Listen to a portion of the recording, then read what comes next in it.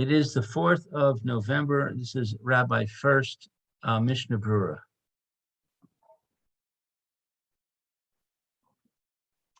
Hey, good morning again. This is Rabbi Shlomo Furst here at Yeshiva's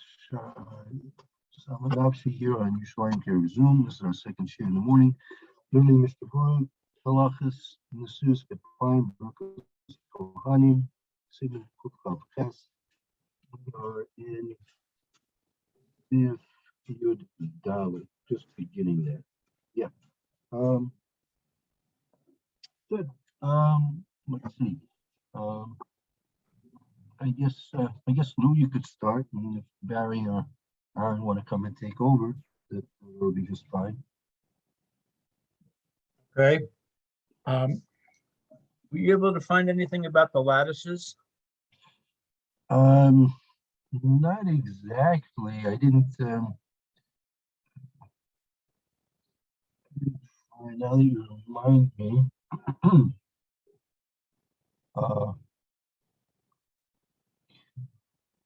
Yeah, haven't found anything about that. Continue on. I'll do a search on that for a moment here. But let's review the Machaber. Why that we have to try, if it's possible for us to understand, to get some understanding of what's the connection between the hands of the Kohanim and the windows, the lattices. Kadosh Baruch Hu sort of peering through. Yeah.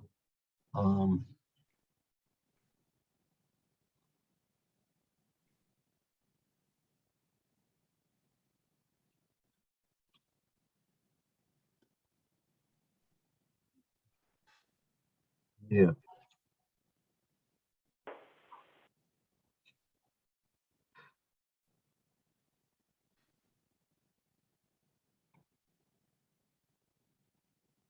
Right.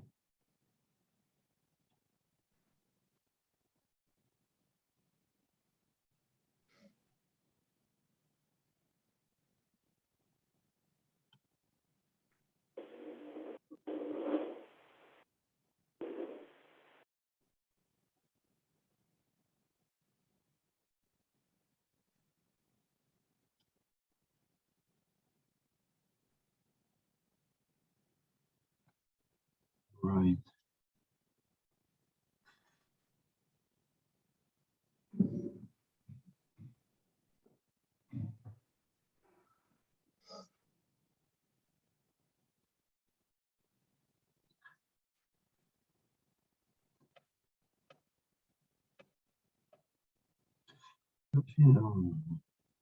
Yeah.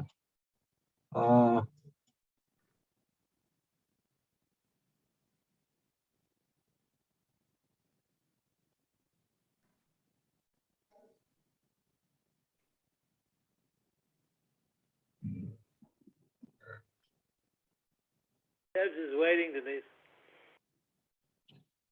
Yeah. Okay, let's begin. All right, we're at Yud Dalet in the Mishnah Berura.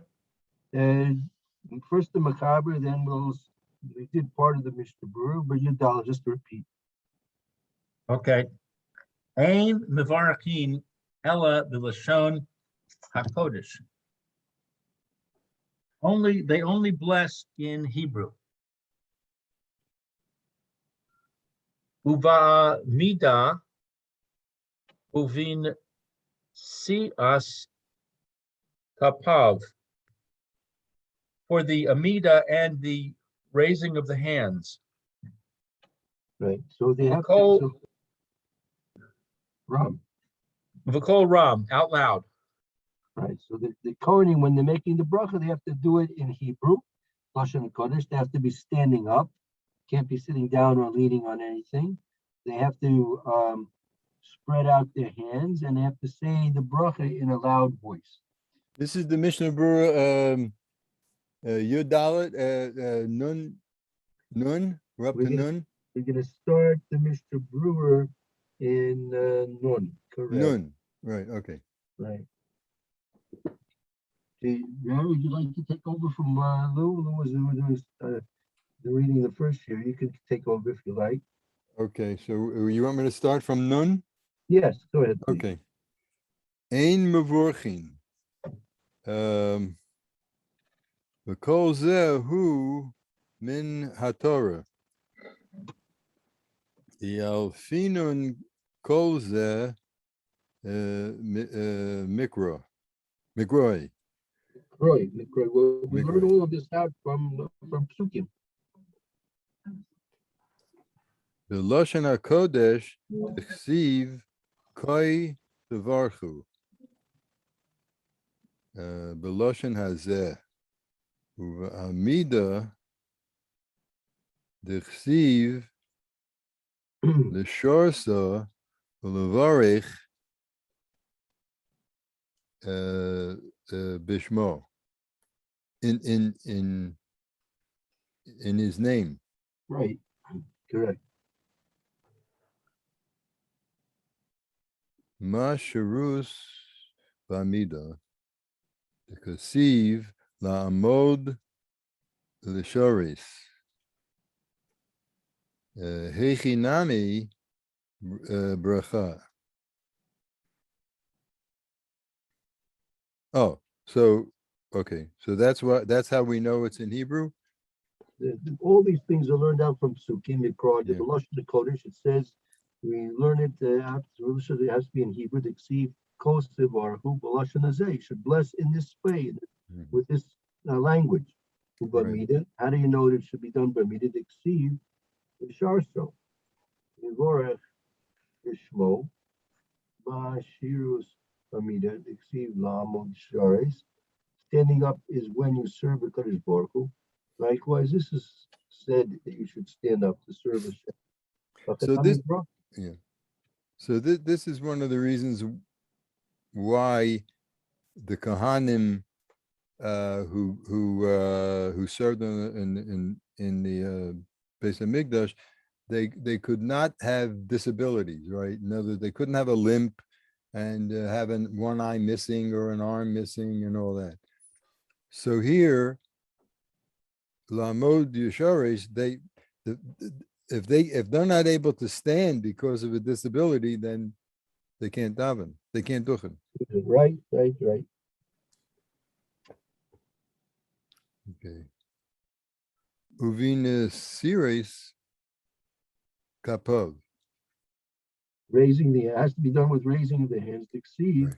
Ichsiv vayisa Aaron et Yadav el ha'am vayorechem. So he raised his hands and he blessed them.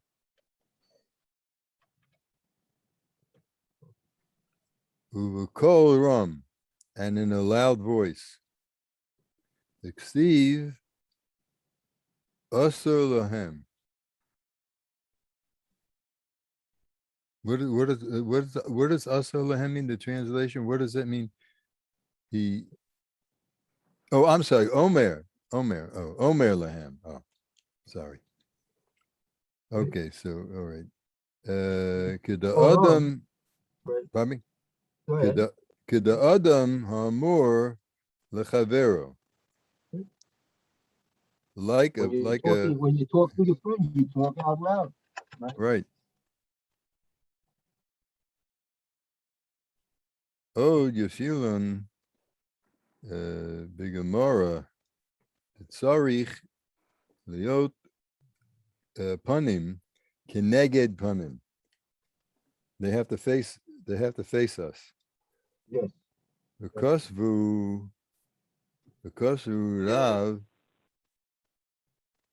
When we used to have a Kohen davening with us, and he didn't want to turn around all the way. He instead of turning around 180 degrees, he only turned around 90 degrees.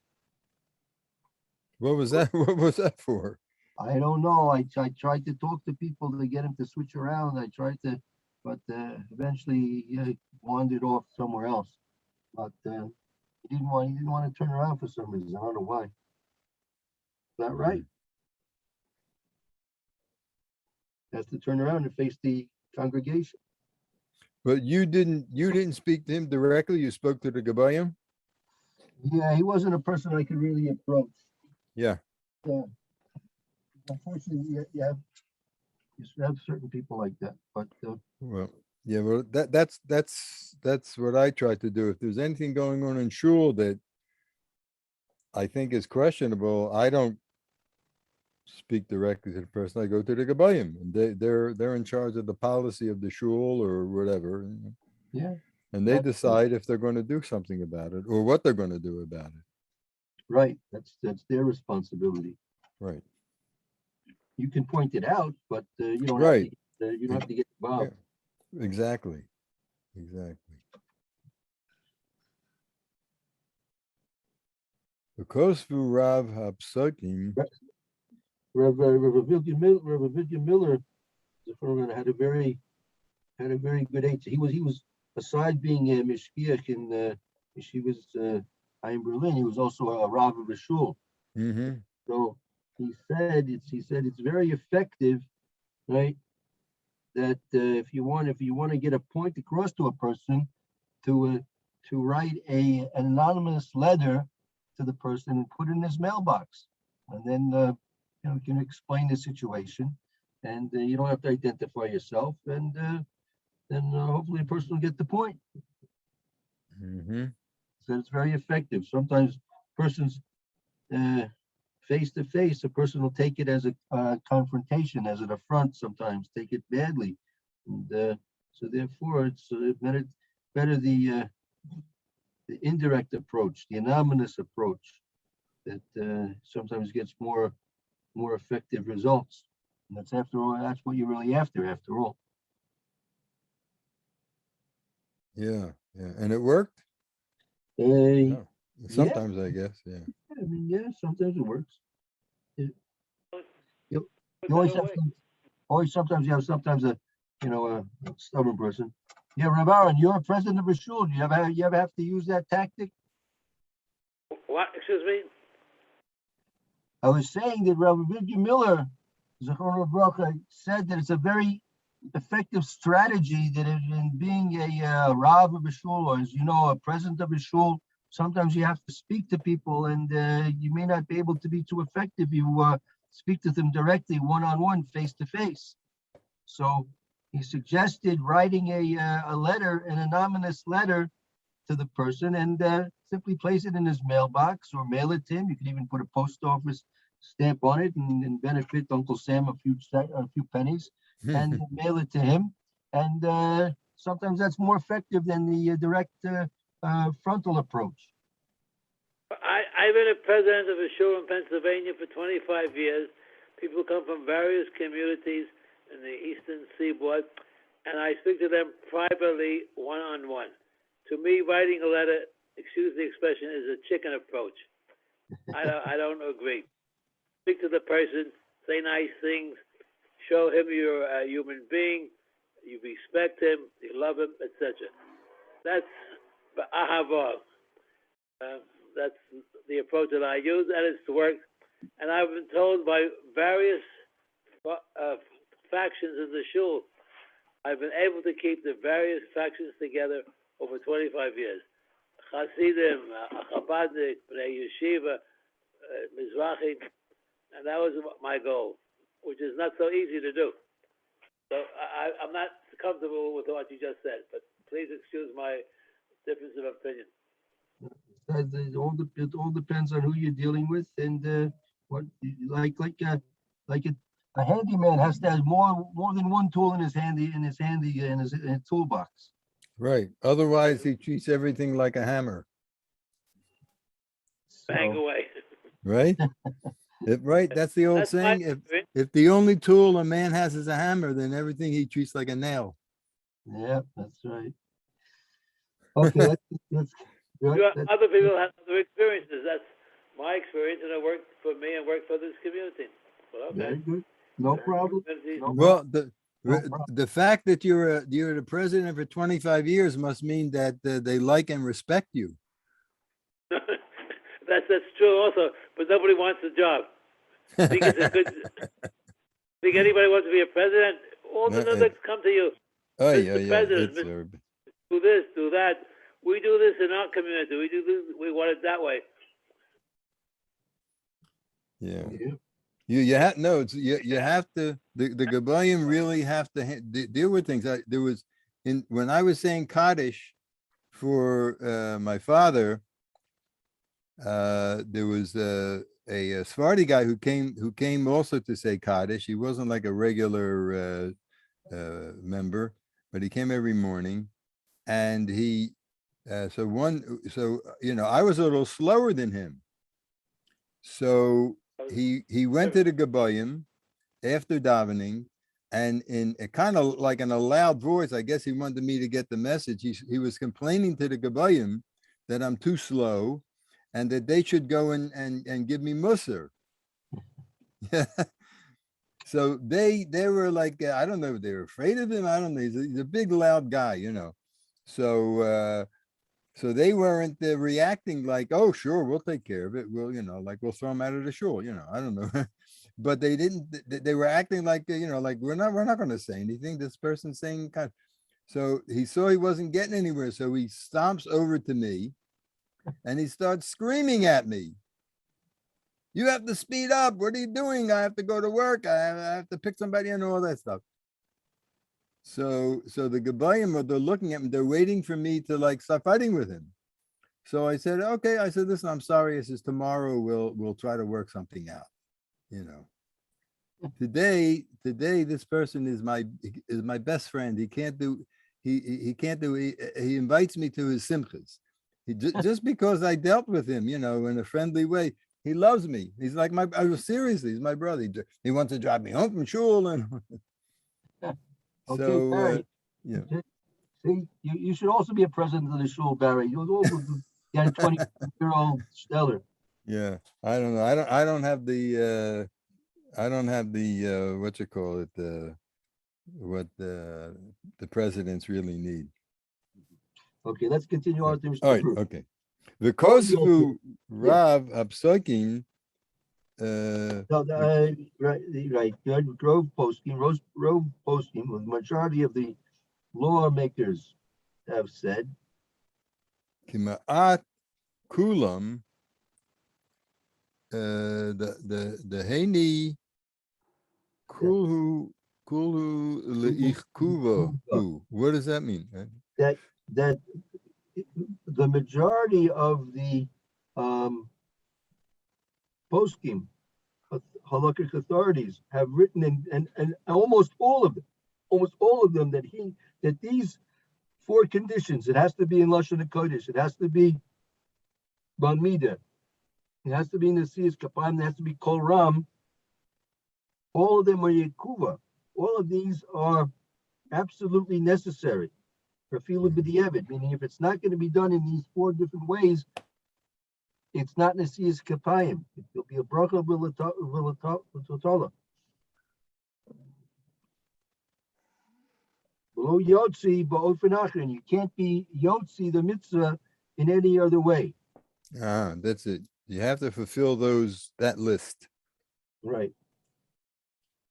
Ubechol elu tov sheyotze lechutz kodem ritzei. Kishe'ein yochol levorech kedino. Right. Kedinu. Do we read that? Right. Vacharonim? That's who's writing this, right? That the kol elu tov yotzi lechutz kodem ritzei kishein yochol levorech kedino, and anyone that can't comply with these four conditions, it's better he just goes out of the shul rather than to duchen in a way that's not according to the law. Meaning, do it right or don't do it at all. Right. Okay. Nun aleph b'mida. Nun aleph b'mida. Inu sheyehei hakohanim b'mida avo hatzibur v'shoin l'shev. the Shliach Tzibur, They're permitted to sit, meaning the Kohanim have to be saying the brachas Kohanim standing up, but the Tzibor is allowed to sit during the brachas. okay. Rak shehayu panim keneged panim. Except for As long as they're facing each other, they should be Mhm, facing yeah. each other. I mean, the congregation can sit down if they prefer or they need to, but they should at least be facing the Kohanim. Mhm. Right, yeah, that's what there's the way our shul is set up.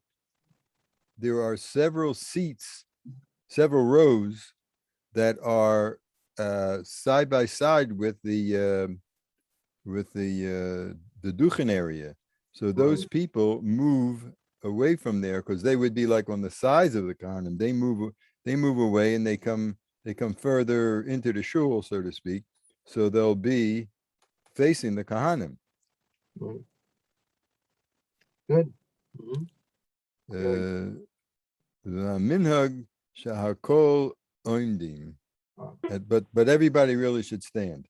Meaning that's the minute. The custom is the law is you could sit if you wanted. If you're part of the congregation, you could sit. But the minute, the custom is that everyone stands. Right.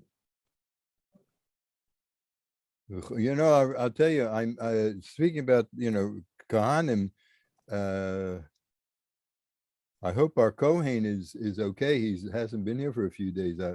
Does anybody know what happened with his granddaughter or His wife had surgery Oh, his wife had surgery. Yeah. 2 days ago, and the surgery went well, but she is in some pain, Oh, and she's in the hospital. She'll be in the hospital until Sunday or Monday, and she'll be in the hospital over Shabbos. Oh, yeah. that's correct. And Meir was sleeping in the hospital last I heard, Mm-hmm. so that's why he's not here. Okay. Refuah Shalema. Amen. V'chein mashma k'meiri tova perek Zion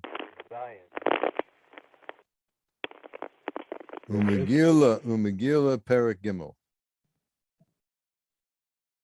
Which?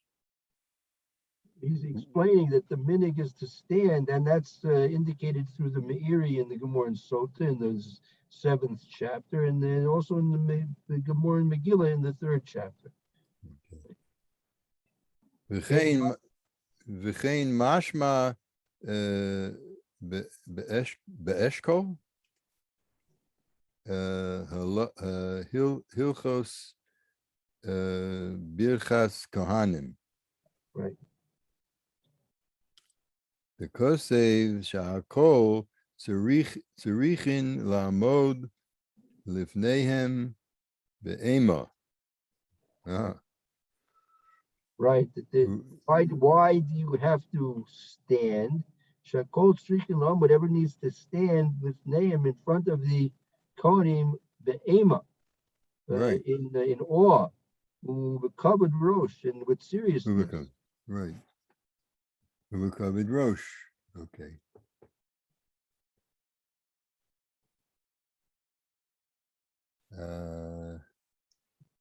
Yidvatlu hakohenim ha'am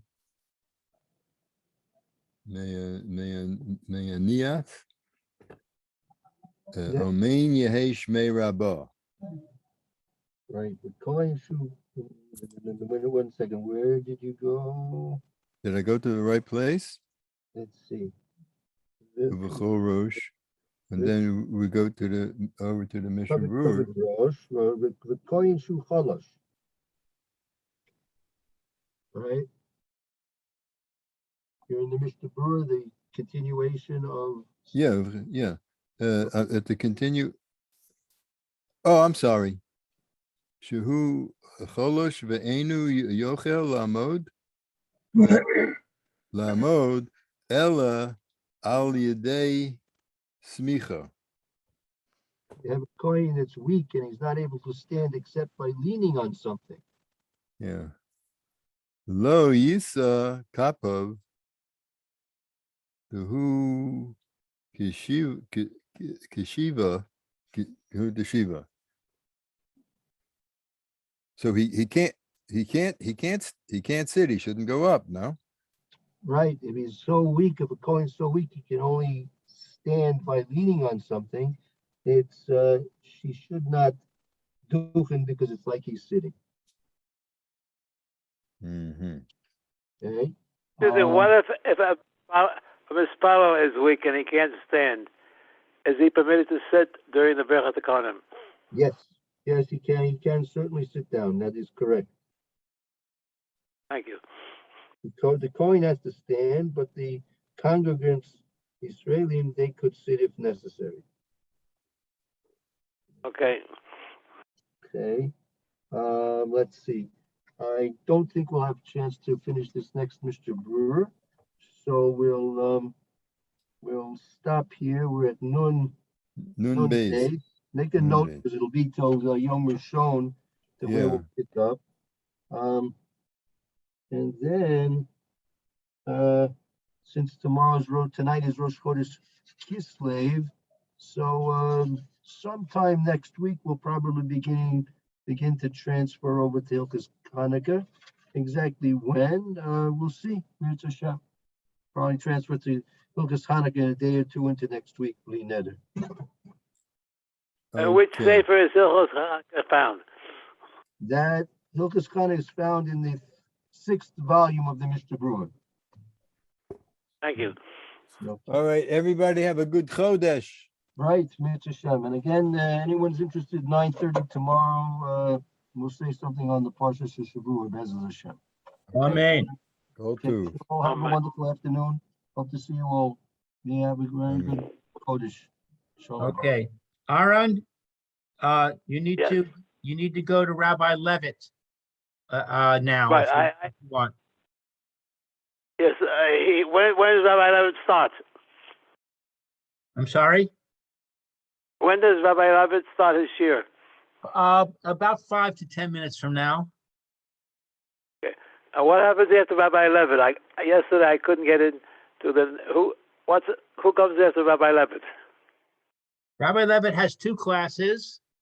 The first one is in Right. Pele Yoetz. The second one is in the Gemara. And then after him is Right. Rabbi Moore. How do I get into Rabbi Foreman? Rabbi Furman, you have to call him. He has a different mechanism. He has to invite you. Oh, so I have his cell phone. So I call his cell phone? Yes, give him a call. I talked to him yesterday about you, and I told him that you were interested. So he's expecting you. Oh, what time does he start his class? Let me look. He has several classes. Let me look.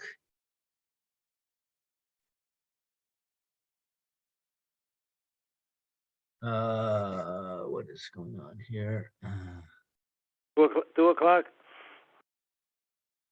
He at 2 o'clock. Yeah, at 2 o'clock he has his class on Ramban on the Parsha Shavua. So I'll call him, say like 5 to 2 approximately? Yeah, that's good. Okay. Thank you for your help. I do appreciate it. Thank you. My pleasure. Okay, take care. Bye-bye.